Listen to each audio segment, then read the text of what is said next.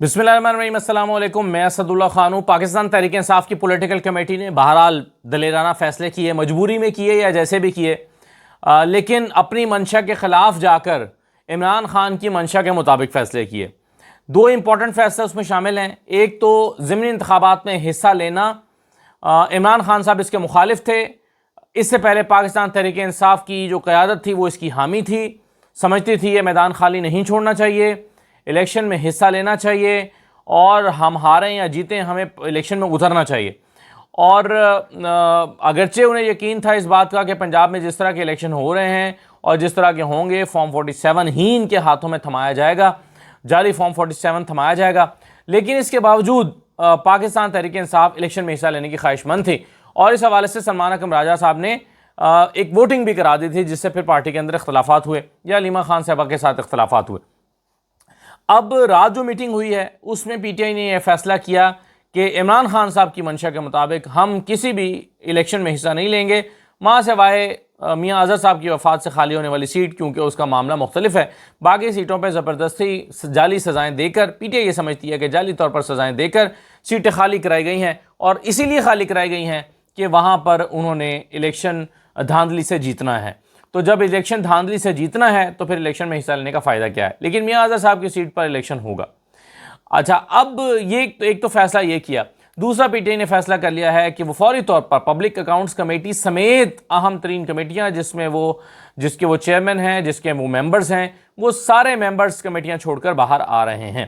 اب سوال یہ پیدا ہوتا ہے، جو امپورٹنٹ چیزیں میں آپ سے ڈسکس کرنا چاہتا ہوں، سوال یہ پیدا ہوتا ہے کہ ان کمیٹیوں سے باہر آنے کا عمران خان صاحب نے کیوں کہا؟ میری اپنی ایک اسیسمنٹ ہے، مجھے لگتا ہے کہ عمران خان صاحب جیل میں بیٹھ کے کافی عرصے سے یہ سوچ رہے ہوں گے کہ میری پارٹی کے ساتھ مسئلہ کیا ہے، میری پارٹی کیوں نہ اس طرح سے احتجاج کر رہی ہے، نہ فرنٹ فوٹ پر آ رہی ہے، نہ سخت قسم کے بیانات دے رہی ہے، نہ میرے جس طرح سے عمران خان ایک پارٹی کا بیانیہ رکھتے ہیں یا اپنی تحریک پاکستان تحریک انصاف کو جس طرح سے چلانا چاہتے ہیں، جتنے سخت بیانات وہ دیتے ہیں، جس طرح کے بیانات وہ دیتے ہیں، پارٹی ان بیانات کو لے کر آگے نہیں چلتی۔ عمران خان صاحب کے جیل میں کی گئی گفتگو کو بڑا ٹون ڈاؤن کر کے، نرم کر کے باہر لا کر بیان کیا جاتا ہے، اور اکثر باتیں تو چھپا لی جاتی ہیں، غیر یا نامکمل طور پر باہر وہ باتیں کی جاتی ہیں۔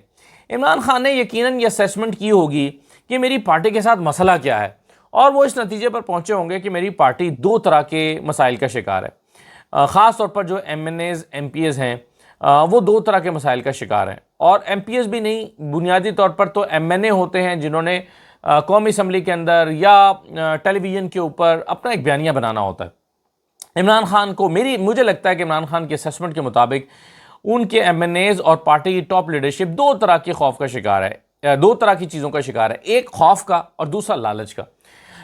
خوف کیا ہے کہ کہیں ہماری ایم این اے شپ ختم نہ ہو جائے، کہیں ہمیں کمیٹیوں سے نہ ہٹا دیا جائے، جیسے پنجاب میں آپ نے دیکھا کہ کمیٹیوں سے نکال دیا گیا، اور قومی اسمبلی میں بھی ہمارے ایم این ایز جو ہیں، P T I Pakistan Tehreek Insaf کے جو ایم این ایز ہیں، وہ اس خوف کا شکار ہیں کہ کہیں ایسا نہ ہو کہ جیسے 6 بندوں کی ایم این اے شپ ختم کر دی ہے، میری بھی رکنیت ختم کر دی جائے، کہیں ایسا نہ ہو کہ مجھے کمیٹی سے ہٹا دیا جائے، کہیں ایسا نہ ہو کہ چیئرمین شپ واپس لے لی جائے۔ اور ظاہر ہے کہ پی ٹی آئی کے ایم این ایز کو ڈرایا بھی جاتا ہے یہ کہہ کر کہ دیکھو بندے کے پتر بن جاؤ، انسان بن جاؤ، اپنا لب و لہجہ ٹھیک رکھو، ورنہ جیسے فلاں فلاں فلاں کی ایم این اے شپ چھین لی گئی ہے، تمہاری بھی رکنیت ختم ہو جائے گی، تمہارا بھی نام ڈال دیا جائے گا، تمہارے بھی ریکاؤنٹنگ شروع ہو جائے گی۔ تو اس خوف کا شکار ہو کر کہ کہیں میری ایم این اے شپ نہ چلی جائے، اس خوف کا شکار ہو کر وہ بیانیہ پی ٹی آئی کے رہنما اس طرح سے نہیں بناتے جس طرح سے عمران خان چاہتے ہیں۔ دوسرا لالچ ہے کہ میں اپوزیشن لیڈر بن جاؤں، میں کمیٹی کا چیئرمین بن جاؤں، میرے پاس فلاں عہدہ آ جائے۔ تو اس لالچ کا شکار ہو کر وہ چاہتے ہیں کہ کوئی ایسی بات نہ کرے جو مقتدرہ کو بری لگ جائے، جو اسٹیبلشمنٹ کو اچھی نہ لگے۔ تو اس لیے اپنے عہدوں کو سیکیور کرنے کے لیے وہ اپنا بیانیہ اس طرح سے نہیں بناتے۔ عین ممکن ہے کہ عمران خان صاحب کو یہ لگا ہو، انہوں نے یہ اسیسمنٹ کی ہو کہ میرے لوگ جو ہیں وہ خوف یا لالچ کا شکار ہیں، تو عمران خان نے فیصلہ کیا ہو کہ سب سے پہلے ان کا لالچ ختم کرو، جس چیز کا لالچ ہے وہ ان سے لے لو، ان کو اپوزیشن لیڈر بننے کا لالچ ہے، چھین لو، کسی اور کو دے دو، محمود اچکزئی کو دے دو۔ یہ کمیٹیوں کے لیے لڑتے ہیں یا کمیٹیوں کے لیے لالچ میں ہیں، اور ایک کا پتہ کاٹ کے دوسرا کمیٹی لینا چاہتا ہے تو ان سے کمیٹیاں واپس لو، ان کو کمیٹیوں سے نکالو تاکہ ان کا خوف اور لالچ ختم کرو۔ جب ان کا خوف اور لالچ ختم ہو جائے گا اور ان کے پاس کھونے کو کچھ نہیں رہے گا، ان کے پاس کھونے کا ڈر نہیں رہے گا، تو پھر یہ نکلیں گے احتجاج کے لیے بھی۔ آپ دیکھیں ابھی عمران خان احتجاج کی کال دیتے ہیں، یہ ایم این ایز نکلتے ہی نہیں ہیں۔ ابھی اڈالہ کی باہر پی ٹی آئی نے فیصلہ کیا تھا کہ اڈالہ کے بعد جا کر احتجاج کریں گے، 2 ایم این اے گئے تھے، 1 سینیٹر گیا تھا، ہمایوں مومن صاحب سینیٹر تھے، 2 ایم این اے گئے تھے۔ کیوں نہیں گئے؟ کیونکہ انہیں ڈر ہے کہ اگر ہم اڈیالہ کے باہر جا کر احتجاج کریں گے تو کہیں ایسا نہ ہو کہ کوئی ہم سے ناراض ہو کر ہماری سیٹ ہی ہم سے چھین لے، ہماری کمیٹی ہم سے چلی جائے۔ تو ناراض نہیں کرنا ان کو، ناراض ہو ان کا ڈر یہ ہے کہ کہیں مقتدرہ ناراض نہ ہو جائے۔ تو عمران خان صاحب نے ان کا لالچ اور خوف ختم کرنے کے لیے یہ فیصلہ کرایا ہے کہ کمیٹیوں سے باہر آ جائیں، اور اندیا بھی دے دیا ہے کہ بھائی اگلے مرحلے میں ہم قومی اسمبلی بھی باہر آ جائیں گے، اور یہ جو تمہیں لالچ ہے کہ ٹکٹیں اور لابنگ اور پھر اس کے نتیجے میں ٹکٹوں کا جاری کرنا اور اس کے نتیجے میں پھر قومی اسمبلی میں کی سیٹ کے لیے تگ و دو کرنا، تو عمران خان صاحب نے کہا کہ یہ چھوٹی چھوٹی، یعنی عمران خان کے ذہن میں بڑا پلان ہے، دوبارہ حکومت کا حاصل کرنا، ملک میں تبدیلی لے کر آنا، اپنے نامکمل ایجنڈے کو مکمل کرنا، پاکستان کو استحکام کے راستے پر ڈالنے کے لیے، جمہوریت کو مضبوط کرنے کے لیے اپنے پلانز کو پر عمل درآمد کرنا، یہ عمران خان کا ایجنڈا ہے۔ اور یہاں پر ان کے ایم این اے چھوٹے چھوٹے چیزوں میں الجھے ہوئے ہیں کہ مجھے یہ کمیٹی مل جائے، مجھے اپوزیشن لیڈر بنا دیں، اور اپوزیشن لیڈر بننے کی خواہش۔ آپ دیکھیں نا، عمر ایوب کے نااہل ہوتے ہی لابنگ شروع ہو گئی ہے اپوزیشن لیڈر بننے کے لیے پارٹی کے اندر، اور اپنی اپنی کوششیں کر رہے ہیں سب کہ مجھے اپوزیشن لیڈر بنا دو اور مجھے اپوزیشن لیڈر بنا دو، سینٹ میں بھی اس طرح ہی ہو رہا ہے۔ تو عمران خان صاحب نے یہ لالچ ختم کیا اپنی پارٹی کا، اور خوف ختم کیا ہے کہ اس سے تو باہر نکلیں نا، پہلے اس سے نکلیں گے تو کوئی تحریک چلائیں گے، اگر اس خوف یا لالچ کا شکار رہیں گے تو پھر تحریک تو نہیں چل سکتی۔ تو عمران خان صاحب جو اب تحریک چلانا چاہتے ہیں وہ اپنی پارٹی کو ان خوف اور اس لالچ سے آزاد کرنا چاہتے ہیں، اسی لیے انہوں نے یہ فیصلے کیے۔ یہ میری اسیسمنٹ ہے، مجھے لگتا ہے کہ عمران خان نے جیل میں بیٹھ کے یہ غور و خوض کیا ہوگا، انہوں نے کہا ہوگا کہ میری پارٹی کو ذرا پہلے ان چھوٹے چھوٹے جو لالچ ہے اس سے تو باہر نکالیں، اور تبھی انہوں نے کمیٹیوں سے باہر نکلنے کا فیصلہ کیا، اور انڈیا دے دیا کہ اگلے مرحلے میں وہ پھر قومی اسمبلی کی سیٹیں بھی چھوڑ سکتے ہیں۔ دوسرا ایک امپورٹنٹ کوشچن یہ ہے کہ عمران خان صاحب نے جو کل چڑھائی کی ہے اور جس طرح سے انہوں نے عسکری قیادت کا نام لے کر انہیں تنقید کا نشانہ بنایا، اور جس طرح سے انہوں نے فرنٹ فوٹ پر آ کر سب چیزیں کیں، اس کا کیا مطلب ہے؟ اس کو دیکھیں، میری اسیسمنٹ اس پر کیا ہے، میرا تجزیہ کیا ہے۔ مجھے یہ لگتا ہے کہ عمران خان، چلے میں اس نقطے پر آنے سے پہلے ایک اور نقطے کو واضح کر دیتا ہوں اور پھر اس پر آ جاتے ہیں۔ پہلی بات یہ ہے کہ عمران خان سے کل ملاقات ہی کیوں کرائی گئی؟ آپ کے ذہن میں سوال پیدا ہوگا، بھائی 4 مہینے سے ملاقاتیں نہیں ہو رہی تھیں، علیمہ خان سے بھی ملاقات ہو گئی، باقی 2 بہنوں سے بیچ بیچ میں ہو بھی جاتی تھی لیکن علیمہ خان سے تو نہیں ہو رہی تھی، تو علیمہ خان سے ملاقات کیوں کرائی گئی؟ پھر وہ لسٹ میں جو نام تھے سارے ہی ناموں کو جانے دیا گیا، ملاقات کرا دی گئی، کیوں؟ یہ ملاقات کیوں کرائی گئی؟ تو مجھے یہ لگتا ہے کہ دیکھیے کچھ دن سے ایک بیانیہ چل رہا تھا، پہلے ایک معافی کا بیانیہ آیا کہ عمران خان کو معافی مانگنی چاہیے، سورائے ڈوائس صاحب نے کالم لکھے کہ معافی مانگ لینی چاہیے۔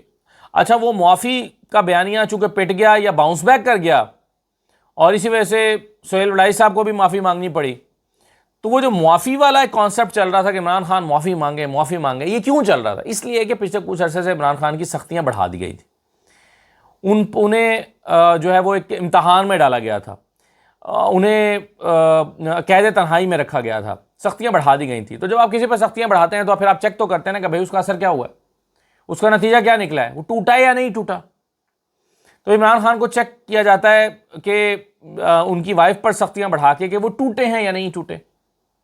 اس کے بعد انصار عباسی نے کالم لکھا، انصار عباسی نے کہا کہ اگر معافی نہیں مانگنی تو اس کے علاوہ بھی حل ہیں، وہ انہوں نے حل تجویز کر دیے۔ پھر خواجہ آصف صاحب نے سٹیٹمنٹ دی، انہوں نے کہا کہ اگر نہیں بھی معافی مانگنی تو پچھتاوے کا اظہار ہی کر دو، کم از کم پچھتاوے کا اظہار تو کر دو، شرمندگی کا اظہار ہی کر دو، کچھ تو کرو، معافی نہیں بھی مانگنی۔ تو ابھی ان ساری باتوں کے بعد ٹیسٹ کیا جانا تھا کہ عمران خان کا رد عمل اس پر کیا ہے، عمران خان کیا سوچ رہے ہیں، عمران خان کیا چاہتے ہیں، کیا وہ ان میں سے کسی بات کا اظہار کرنے کے لیے تیار ہے، کیا انہوں نے اپنے آپ کو ٹون ڈاؤن کیا ہے، کیا انہوں نے اپنا رویہ بدلا ہے، کیا ان پر یہ جو قید تنہائی میں رکھنے اور سختیاں بڑھانے کا اثر ہوا ہے؟ کیا ان پر جو جیل کے اندر ان کو قید تنہائی میں ڈالا گیا ہے، کیا اس سے کوئی فرق پڑا ہے یا نہیں پڑا؟ میرا خیال ہے کہ یہ ملاقاتیں کرائی گئی ہیں کہ عمران خان اب کیا باتیں کرتے ہیں، عمران خان کیا معافی، شرمندگی یا ان چیزوں کا اظہار؟ کیونکہ بندہ سوچتا ہے نا کہ بھئی میں 3-4 مہینے سے تنگ ہوں، پریشانی میں ہوں، اب مجھے موقع ملے گا تو میں کچھ ایسی باتوں کا اظہار کروں گا کہ جس کے نتیجے میں میری سختیاں کچھ کم ہو جائیں۔ یہی تو توقع ہوتی ہے سختیاں کرنے والے کی۔ سختیاں کرنے والے کی توقع یہ ہوتی ہے کہ اب اس کو جب چیک کیا جائے گا تو یہ کچھ پگھل چکا ہوگا، اب 4 مہینے کے بعد جب اسے رد عمل لیا جائے گا تو یہ کچھ نرم پڑ چکا ہوگا۔ میرا خیال ہے کہ اسی وجہ سے یہ ملاقاتیں کل کرا دی گئیں تاکہ دیکھتے ہیں وہ کیا باتیں کرتے ہیں۔ لیکن عمران خان نے کیا کیا؟ عمران خان نے اگلے پچھلے سارے حساب برابر کر دیا۔ عمران خان نے اپنے لب و لہجے کو اور سخت کر دیا۔ عمران خان نے اپنے عزم کا اور اظہار کر دیا اور فرنٹ فٹ پہ چلے گئے۔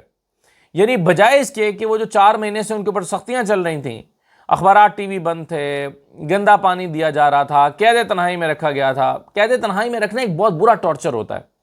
آپ کسی سے بات کرنے کو ترستے ہیں اور اس کا آپ کی نفسیات پہ اثر پڑتا ہے۔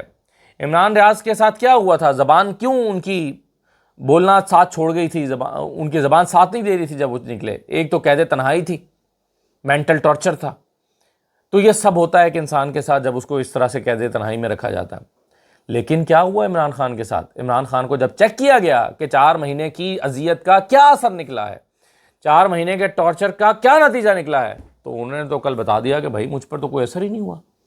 نہ صرف یہ کہ اثر نہیں ہوا بلکہ وہ پہلے سے زیادہ ایک سخت گیر رویے کے ساتھ سامنے آئے اور کہہ دیا کہ مجھ سے کوئی توقع رکھتا ہے معافی مانگے تو میں نہیں مانگوں گا، تم معافی مانگو۔ انہوں نے کہا کہ میں معافی نہیں مانگتا اور میں جھکوں گا نہیں اور میں اپنے عزم پر کھڑا ہوں اور میں اپنے ارادے کا پکا ہوں۔ تو یہ ساری باتوں کا اظہار عمران خان نے کل کیا۔ تو میرا خیال ہے کہ انہوں نے کل یہ بتایا ہے کہ مجھ پر بڑھائی جانے والی سختیوں کا مجھ پر کوئی اثر نہیں ہوا اور میں اپنے موقف سے ایک قدم پیچھے نہیں ہٹا۔ تو جس چیز میں ان کو چیک کیا گیا ہے اس امتحان میں تو شاید وہ پورے اترے عمران خان۔ اور انہوں نے بلکہ آگے بڑھ کر انہوں نے کہا کہ محمود اچکزئی اور علامہ راجہ ناصر عباس کو لگاؤ۔ ایک تو دونوں اینٹی اسٹیبلشمنٹ نیریٹو رکھتے ہیں اور دوسرا یہ ہے کہ ان کے اوپر نہ 9 مئی ڈالا جا سکتا ہے، نہ ان کی علامہ راجہ ناصر عباس کی تو ریکاؤنٹنگ بھی نہیں ہو سکتی، نہ 9 مئی ڈالا جا سکتا ہے۔ کیا کریں گے پھر ان کا؟ محمود اچکزئی صاحب جو ہیں ان پہ بھی اب ریکاؤنٹنگ میں ڈالنا تو آسان نہیں ہے کیونکہ بہت وقت بیت گیا، 9 مئی ان پہ ڈالا نہیں جا سکتا۔ اور جو موقف وہ پارلیمنٹ کے اندر اور باہر کھڑے ہو کر اپنائیں گے وہ کسی سے ڈھکا چھپا نہیں ہے۔ میڈیا کے دروازے پہلے سے بند ہیں محمود اچکزئی صاحب پہ کیونکہ وہ اس نوعیت کی باتیں کرتے ہیں۔ تو کہنے کا مطلب یہ ہے کہ یہ جو عمران خان نے ایک قدم اٹھایا یہ ایک بہترین سیاسی چال ہے اور بہترین سیاستدانوں والا ایک قدم ہے، اور اس سے میرا خیال ہے کہ بہت سارے لوگوں کو حیرت ہوئی ہے۔ کل میں دیکھ رہا تھا ہمارے دوست حسن ایوب صاحب بھی کہہ رہے تھے کہ یہ بڑا ظلم کیا عمران خان نے اپنی پارٹی پر، دیکھیں ڈکٹیٹرشپ دکھائی ہے، یہ بڑا غلط، یعنی ان ہیپی دکھائی دے رہے تھے اس فیصلے سے۔ ایسا لگ رہا تھا کہ بہت سارے لوگ اور بھی انکمفرٹیبل ہوئے ہیں بہت عمران خان کے اس فیصلے سے کہ یہ محمود اچکزئی کا نام، علامہ راجہ ناصر عباس کا نام کہاں سے آ گیا۔ تو یہ ایک ایسی پولیٹیکل موو ہے شطرنج کے اس بساط پر جو عمران خان نے چلی ہے۔ یعنی بعض چالیں ایسی آپ ہوتی ہیں نا، جب شطرنج کی بساط بچھی ہوتی ہے، آپ چالیں چل رہے ہوتے ہیں تو بعض چالیں ایسی ہوتی ہیں کہ آپ کا دشمن بھی کہتا ہے یار کیا بات ہے، کیا چال چلی ہے۔ تو یہ عمران خان نے وہ چال چلی ہے شطرنج کے اس بساط کے اوپر، وہ مہرہ آگے بڑھایا ہے کہ سننے والے کہتے ہیں کہ کمال کر دیا۔ اب سوال یہ پیدا ہوتا ہے کہ عمران خان کی جو روزانہ کی بنیاد پر سماعتوں کا فیصلہ کیا گیا تھا وہ کیوں کیا گیا تھا اور آج کی سماعت کیوں ملتوی کر دی گئی ہے؟ پہلے تو دیکھیں توشہ خانہ پر اچانک سماعتیں شروع ہو گئیں، توشہ خانہ 2 پر، اور کہا گیا کہ روزانہ کی بنیاد پر سماعت ہوں گی، آج بھی ہونی تھی۔ یہ کیوں کیا گیا؟ اس پر پی ٹی آئی نے اپنے تحفظات کا بھی اظہار کیا۔ یہ کیوں کیا گیا؟ کیونکہ ادھر 9 مئی میں عمران خان کی ضمانتیں ہو گئی ہیں سپریم کورٹ کے اندر، اور اب صرف یہ ایک کیس رہ گیا ہے جو القادر ٹرسٹ والا ہے، اور جس دن یہ لگ گیا اس دن ضمانت دینی پڑے گی۔ کبھی نہ کبھی آپ کو لگانا پڑے گا. عمران خان اگر یعنی ان کی ٹیم سپریم کورٹ چلی گئی کہ بھئی ہمارا کیس نہیں لگ رہا, اور سلمان صفدر نے اس دن ملاقات کر کے یہ کہا بھی ہے چیف جسٹس سے, اور چیف جسٹس نے ہدایت کر دی کہ اسلام آباد ہائی کورٹ کے اس کیس کو سنیں, تو ضمانت تو دینی پڑے گی. یہ ہو نہیں سکتا کہ آپ کو سزا معطل نہ کرنی پڑے. سزا تو معطل کرنی پڑے گی, سزا تو معطل ہوگی جس دن لگ گیا. تو بیک اپ میں آپ کو پھر ایک اور کیس میں عمران خان کو سزا چاہیے کہ اگر اس میں سزا معطل ہو جائے 190 ملین پاؤنڈ میں, تو پیچھے توشہ خانہ 2 میں سزا ہوئی ہو کم از کم, پھر 7-8 مہینے اس کی سزا معطلی بھی لٹکائی جا سکتی ہے. تو یہ ہے اس کا مقصد کہ توشہ خانہ کو جلد از جلد نمٹایا جائے ٹرائل مکمل کر کے. لیکن کل پہلے ہی سماعت میں جو دھماکے ہوئے اور جو رد عمل آیا, اس کے نتیجے میں یہ ممکن نہیں رہا انتظامیہ کے لیے کہ وہ آج پھر سے سماعت کریں اور پھر یہ ٹاک آف دی ٹاؤن ہو جائے, یہ میڈیا کی ہیڈ لائن بن جائے, یہ اتنی بڑی سٹوری بن جائے. یہ ان کے لیے ممکن نہیں رہا. تو رات گئے فیصلہ ہوا کہ بھائی آج کی سماعت تو کینسل کرو نا, باقی باتیں بعد میں کرتے ہیں. تو آج کی سماعت کینسل کر دی. تو نہ جا ماندن نہ پائے رفتن, سمجھ نہیں آ رہا اس حکومت کو, انتظامیہ کو, کہ یہ کیا کریں. یہ سماعت پہلے روزانہ کی بنیاد پر لگائیں, اچھا لگاتے ہیں تو مصیبت, نہیں لگاتے تو مصیبت, تو بری طرح سے پھنس گئے. تو یہی ہوا ہے, آج اڈیالہ میں سماعت ملتوی کر دی گئی کہ ورنہ آج پہ کہیں ہیڈ لائن نہ بن جائے. تو یہ میری کل کی ان ملاقاتوں پہ تھوڑی سی اسسمنٹ ہے. باقی اس وقت ملک سیلاب کی زد میں ہے. ملک اس وقت بہت ایک تشویشناک صورتحال ہے ان تمام شہروں اور علاقوں اور گاؤں دیہاتوں میں جو دریا کے کنارے پر بستے ہیں. اور صرف چناب نہیں, کبھی چناب میں آتا ہے سیلاب تو صورتحال ہوتی ہے, لیکن یہاں تو جہلم, راوی, یعنی راوی جو سوکھا پڑا ہے, راوی بھی اس وقت خدشے میں ہے. علیم خان صاحب کی سوسائٹی جو ہے وہ بھی, اس کے اندر بھی کچھ جگہوں پہ پانی داخل ہو رہا ہے. اور علیم خان صاحب کی سوسائٹی جو ہے وہ جو دریا کے بیڈ پہ بنائی گئی ہے, یا اس کی ایکسٹینشن دریا کے بیڈ پر ہے اور باقی حصہ دریا کے کنارے پر ہے. اور عمران خان کا وہ کلپ تو آپ نے دیکھا ہوگا, دوبارہ سے چل رہا ہے, کہ جس میں انہوں نے کہا تھا علیم خان دریا کے بیڈ میں زمین مانگ رہے تھے اپنی سوسائٹی کے ایکسٹینشن کے لیے, اور اس پہ انکار کیا گیا جس سے وہ ناراض ہوئے. اور اب اندازہ ہوتا ہے کہ دیکھیں, پانی کے بارے میں یاد رکھیں, 100 سال بعد بھی اگر وہ واپس آئے تو اپنی جگہ پر واپس آتا ہے. 100 سال بعد بھی اگر واپس آئے تو اپنی جگہ پر واپس آتا ہے. اس لیے دریا کے راستوں میں کبھی گھر نہیں بنانے چاہیے, دریا کے راستے پر کبھی تعمیرات نہیں ہونی چاہیے. وہ جب چاہے گا واپس آئے گا, کسی بھی وقت واپس آ سکتا ہے, چاہے 10 سال بعد آئے, 20 سال بعد آئے, 30 سال بعد آئے. یہ تاریخ نے ثابت کیا.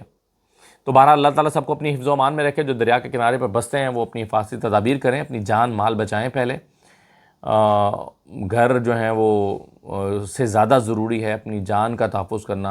اپنے مویشی مال, اپنی قیمتی اشیاء لے کر نکل جائیں, کیونکہ ہم نے یہ سیلاب کور کیے ہوئے ہیں اور ہمیں اندازہ ہے کہ جب سیلاب آتا ہے تو کس نوعیت کی تباہی مچا کے جاتا ہے, اور انسان جانور سب بہہ جاتے ہیں. تو اللہ تعالیٰ سب کو اپنی حفظ و امان میں رکھے, اور ان حکومتوں کو کوئی جو ہے وہ تھوڑا سا توفیق دے کہ وہ اس مشکل وقت میں اپنی ذمہ داریوں کو سمجھیں, پنجاب میں واپس آئیں چھانگلہ گلی سے, اور وہاں جا کے نہ بیٹھ جائیں.